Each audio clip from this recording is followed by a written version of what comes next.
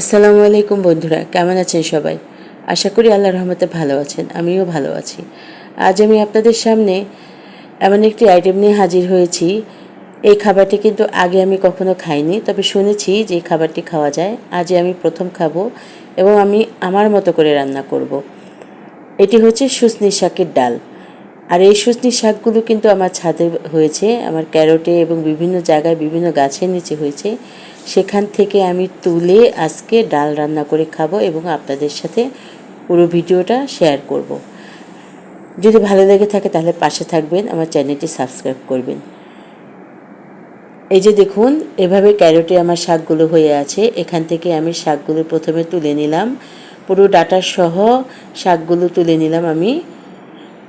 এই শাকগুলো আমাকে কিনতে হবে না, আমার নিজের ক্যারটে এবং ছাদ বাগানে হয়েছে।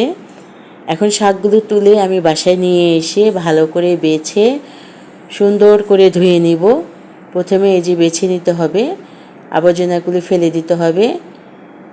যেহেতু আমি ডাল রান্না করব, যার জন্য ডাটা সহ দিয়ে দিব। ধুয়ে নেবার পর এবার আমি শাকগুলোকে কুচি করে কেটে নেব।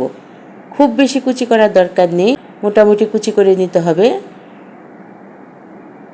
কুচি করে একটা চালনির ভিতর আমি নিয়ে নিচ্ছি শাকগুলোকে।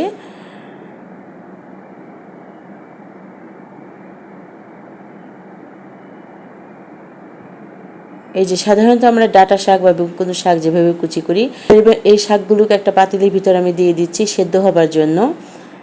পরিমাণ মতো পানি দিয়ে দিচ্ছি, কতটুকু ডাল আমি রান্না করব সেই অনুপাতে। এখন আমি এর ভিতরে পানি দিয়ে দিলাম আর দিয়ে দিব হলুদ গুঁড়া। আর যেহেতু শাকের যে গ্রেভিটা বের হবে সেটা কিন্তু ঘন হবে না, যার জন্য এই ডালটা ঘন হবার জন্য আমি এর ভিতরে একটি আলু দিয়ে দেব। এটা কিন্তু আপনারা স্কিপও করতে পারেন। আলুটাকে আমি কুচি করে দিয়ে দিলাম, আলুটা সম্পূর্ণ অপশনাল। আর দিয়ে দিলাম সামান্য লবণ এবং সেদ্ধ বসিয়ে দিলাম। ঢেকে সেদ্ধ করে নেব ভালো করে। সেদ্ধ হয়ে যাবার পর আমি একটা চামচের মাধ্যমে এই শাক এবং আলুটাকে ভালো করে নিংড়ে এই যে এরকম থেতো করে সম্পূর্ণ পানিটা বের করে নেব। যে নির্যাসটা, সেই নির্যাসটা বের করে নেব। বের করে নিয়ে এই যে দেখুন, শাকের যে ছোবড়াগুলো সেগুলো কিন্তু ফেলে দেব। আর নিচের যে পানিটা সেটা কিন্তু এই যে তরল অংশটা বের হয়ে গেছে। এখন আমি ডালটা রান্না করে নেব। এই জন্য প্রথমে দিয়ে দিলাম একটা ফ্রাই প্যানে হচ্ছে তেলের ভিতরে কয়েক টুকরো শুকনো মরিচ, রসুন আর পেঁয়াজ। আর এখন দিয়ে দিলাম পাঁচফোড়ন আর একটু সরিষা।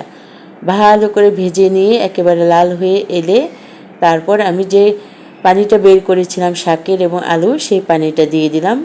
বাস, আমার ফোড়ন দেওয়া হয়ে গেছে। আমার ডাল কিন্তু অলমোস্ট রেডি হয়ে গেছে। টেস্ট করে দেখে নিলাম লবণ হয়েছে কি না। লবণ আমার আরেকটু লাগবে, যার জন্য একটু লবণ দিয়ে দিলাম। আমার ডালটা হয়ে গেছে। এখন আমি একটা সার্ভিং বাটির ভিতরে নামিয়ে নিলাম। এই যে ডালটা রেডি। এই ডালটা কিন্তু খেতে টক লাগে এবং বেশ ভালো লাগে। আপনারা একবার কিন্তু ট্রাই করে দেখতে পারেন।